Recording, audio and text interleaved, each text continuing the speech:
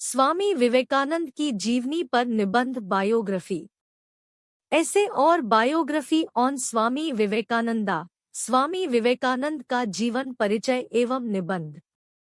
यदि कोई व्यक्ति यह समझता है कि वह दूसरे धर्मों का विनाश या अपमान करके अपने धर्म की विजय कर लेगा, तो भाइयों, उसकी यह आशा कभी पूरी नहीं होने वाली। सभी धर्म हमारे अपने हैं। इस भाव से उन्हें अपनाकर ही हम अपना और संपूर्ण मानव जाति का विकास कर पाएंगे। यदि भविष्य में कोई ऐसा धर्म पैदा होता है जिसे संपूर्ण विश्व का धर्म कहा जाएगा, तो वह अनंत और निर्बाध होगा। वह धर्म न तो हिंदू होगा, न मुसलमान, न बौद्ध और न ईसाई, अपितु वह इन सब के मिलन और सामंजस्य से पैदा होगा। यह वह शब्द है जिन्होंने विश्व मंच पर भारत की सिरमौर छवि को प्रस्तुत किया और संसार को यह मानने पर विवश कर दिया कि भारत विश्व गुरु था, विश्व गुरु है और विश्व गुरु ही रहेगा।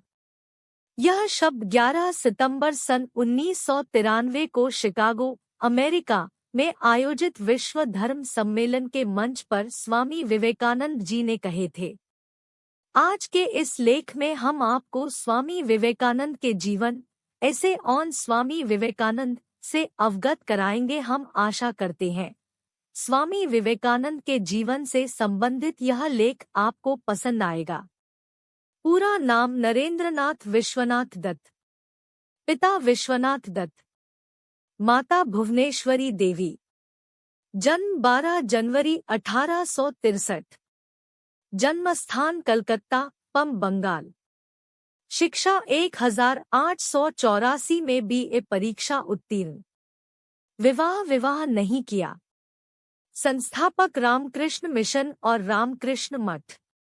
मृत्यु 4 जुलाई 1902। मृत्यु स्थान बेलूर, पश्चिम बंगाल, भारत। स्वामी विवेकानंदा अर्लियर लाइफ, प्रारंभिक जीवन। स्वामी विवेकानंद जी का जन्म कोलकाता शहर में 12 जनवरी सन 1863 को हुआ था। उनके पिता का नाम विश्वनाथ एवं माता का नाम भुवनेश्वरी देवी था। विवेकानंद जी को बचपन से ही लोग प्यार से नरेंद्र कहकर बुलाते थे। वे एक धनी परिवार से संबंध रखते थे। उनके घर का वातावरण शुरुआती समय से ही धार्मिक अवधारणाओं वाला था। दोपहर के समय में उनकी मां उन्हें गीता, रामायण, महाभारत काल की अनेकों कथाएं सुनाया करती थी। इसी वजह से स्वामी विवेकानंद जी को बचपन से ही रामायण, महाभारत आदि से संबंधित कथा एवं भजन कंठस्थ हो गए थे। स्वामी विवेकानंद जी की प्रारंभिक शिक्षा घर पर ही हुई। इसके बाद वे आगे की शिक्षा प्राप्त करने के लिए अलग अलग जगहों पर गए। विवेकानंद जी को व्यायाम, खेलकूद आदि में काफी दिलचस्पी थी। वे हमेशा कुश्ती, बॉक्सिंग, तैराकी, दौड़ आदि में भाग लिया करते थे। उनका स्वास्थ्य काफी अच्छा था। लोग अक्सर उनके आकर्षक व्यक्तित्व को देखकर उनकी तरफ आकर्षित हो जाया करते थे। जब उनके पिता विचारशील लोगों से किसी विषय पर चर्चा करते थे तो नरेंद्र, स्वामी विवेकानंद जी भी उस सभा में भाग लेते थे। स्वामी रामकृष्ण परमहंस की बात सुनकर वे उनसे काफी प्रभावित हुए। उन्होंने मन ही मन सोचा, चलो कोई तो ऐसा मिला जो अपनी अनुभूति के आधार पर यह कह सकता है कि हाँ, ईश्वर का अस्तित्व है। विवेकानंद जी का संशय दूर हो गया और यहीं से ही स्वामी विवेकानंद ने स्वामी रामकृष्ण परमहंस अपना गुरु बना लिया। यहीं से उनको आध्यात्मिक शिक्षा का आधार मिला। गुरु रामकृष्ण ने अपने असीम धैर्य द्वारा इस नवयुवक में भक्ति और क्रांतिकारी भावना का शमन कर दिया। उनके प्यार ने नरेंद्र का दिल जीत लिया और नरेंद्र ने भी गुरु को उसी प्रकार भरपूर प्यार और श्रद्धा दी। स्वामी विवेकानंदा करियर। स्वामी विवेकानंद जी का पेशेवर जीवन। रामकृष्ण परमहंस की मृत्यु के बाद स्वामी विवेकानंद संत के भेष में मठ छोड़कर निकल पड़े। उन्होंने संपूर्ण भारत में घूम घूम कर गुरु रामकृष्ण के विचारों को फैलाना प्रारंभ कर दिया। वे भारतीय जनता से मिलते और उनके दुख सुख बांटते। दलितों, शोषितों के प्रति उनके मन में विशेष करुणा भाव था। कोलकाता में एक आदमी भूख से मर गया, यह समाचार पढ़कर स्वामी विवेकानंद द्रवित हो उठे। उन्होंने छाती पीटते हुए स्वयं से प्रश्न किया, धर्मात्मा कहे जाने वाले हम सन्यासियों ने जनता के लिए क्या किया है? इसी समय उन्होंने लाचार लोगों की सहायता कर अपना पहला कर्तव्य किया। उनके द्रवित कंठ से यह सुर फूट पड़े, पीड़ित मनुष्य की सेवा के लिए मुझे बार बार जन्म लेकर हजारों बार मरना पड़े तो मैं पीछे नहीं हटूंगा। स्वामी जी ने अपने जीवन में कई उद्देश्य निर्धारित किए। उनके लिए सबसे बड़ा कार्य धर्म की पुनर्स्थापना करना था। उस समय भारत में ही नहीं अपितु संपूर्ण विश्व में बुद्धिजीवियों की धर्म से श्रद्धा उठती जा रही थी। अंत स्वामी विवेकानंद जी के लिए यह अति आवश्यकता था कि धर्म की ऐसी व्याख्या प्रस्तुत की जाए जो मानव जीवन को सुखमय बना सके। उनके जीवन का दूसरा उद्देश्य हिंदू धर्म और संस्कृति पर हिंदुओं की श्रद्धा जमाए रखना था, जो उस समय यूरोप के प्रभाव में आते जा रहे थे।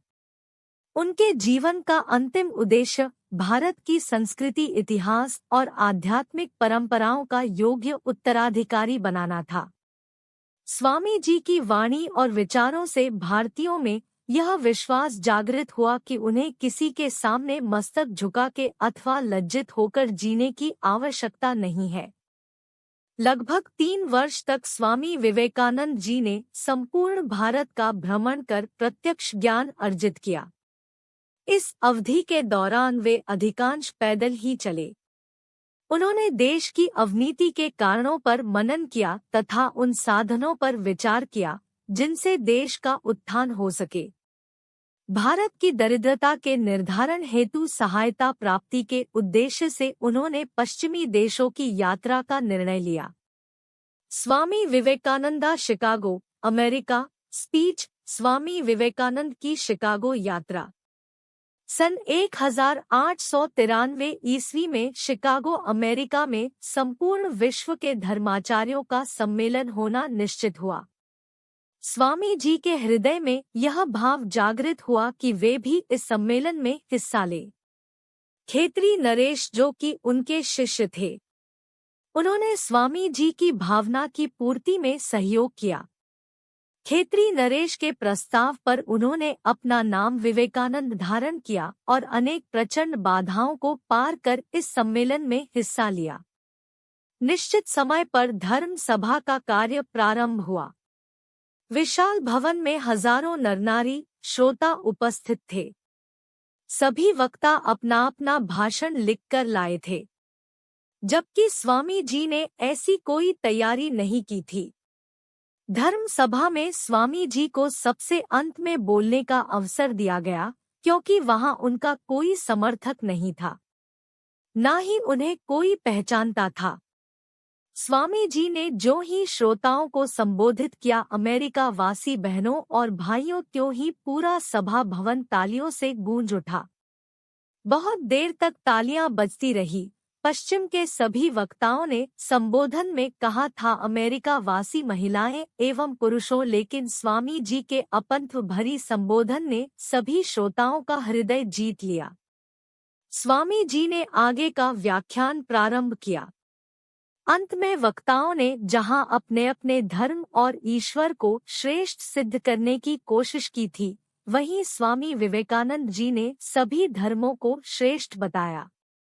उन्होंने कहा, हमेशा साथ चलो, खंडन नहीं, विग्रह करो, समन्वय और शांति के पथ पर आगे बढ़ो। इस भाषण से उनकी ख्याति संपूर्ण विश्व में फैल गई।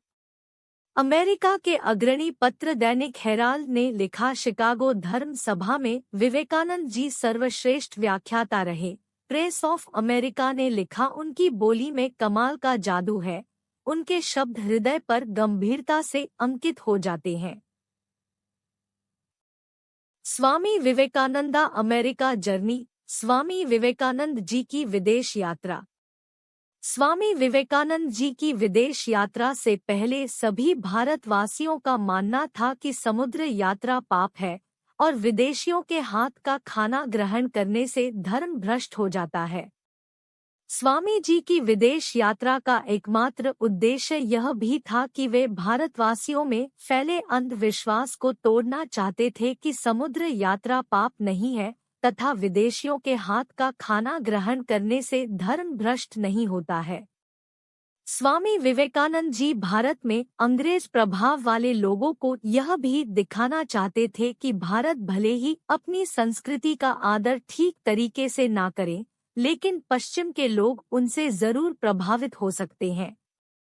शिकागो सम्मेलन के बाद वहां की जनता के विशेष अनुरोध पर स्वामी जी 3 वर्ष अमेरिका और इंग्लैंड में रहे।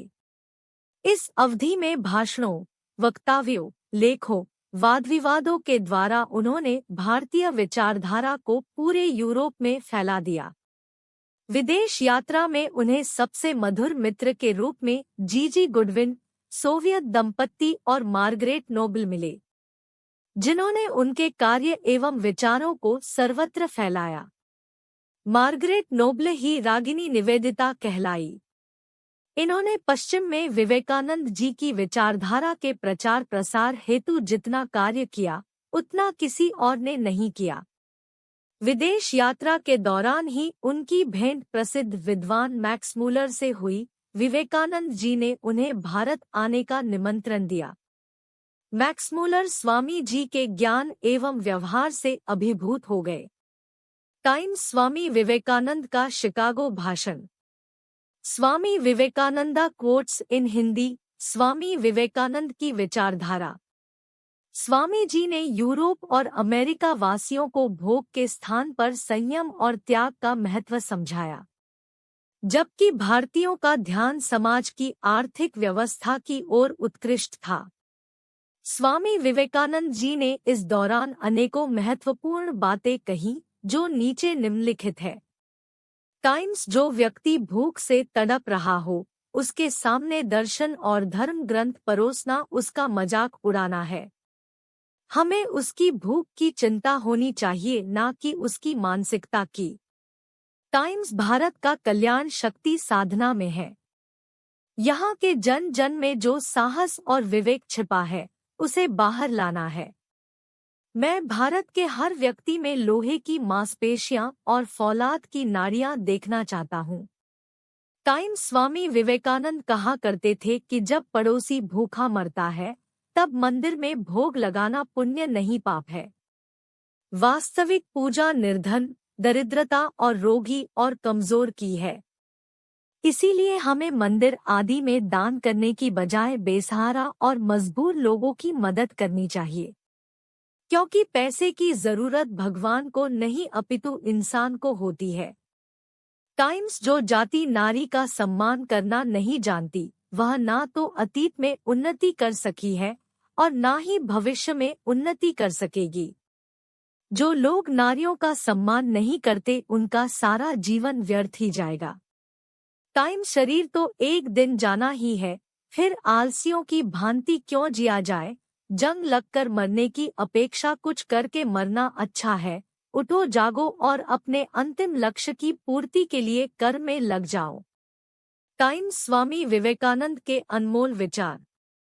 स्वामी विवेकानंदा डेथ। स्वामी विवेकानंद जी की मृत्यु कैसे हुई? 4 जुलाई सन 1902 के दिन वह प्राप्तकाल से ही अत्यंत प्रफुल्ल दिख रहे थे। उस दिन वे ब्रह्मा मुहूर्त में उठे, पूजा की, शिष्यों के बीच बैठकर रुचिपूर्वक भोजन किया, छात्रों को संस्कृत पढ़ाई, फिर एक शिष्य के साथ बेलूर मार्ग पर लगभग 2 मील चले और भविष्य की योजनाएं समझाई। शाम हुई, उन्होंने सन्यासी बंधुओं से वार्तालाप किया। स्वामी विवेकानंद जी ने राष्ट्रों के अदम्य और पतन का प्रसंग उठाते हुए कहा, यदि भारत समाज संघर्ष में पड़ा तो नष्ट हो जाएगा। 7 बजे मठ में आरती के लिए घंटी बजी, वे अपने कमरे में चले गए और गंगा की ओर देखने लगे। जो शिष्य साथ था उसे बाहर भेजते हुए कहा, मेरे ध्यान में विघ्न नहीं होना चाहिए। 45 मिनट बाद शिष्य को बुलाया और सब खिड़कियां खोलने को कहा। स्वयं भूमि पर बाईं करवट चुपचाप लेटे रहे। जब से सीने स्वामी जी को ध्यान मग्न प्रतीत होते देखा, तब उनके नथुनों और आंखों से थोड़ा रक्त बहता दिखाई दिया।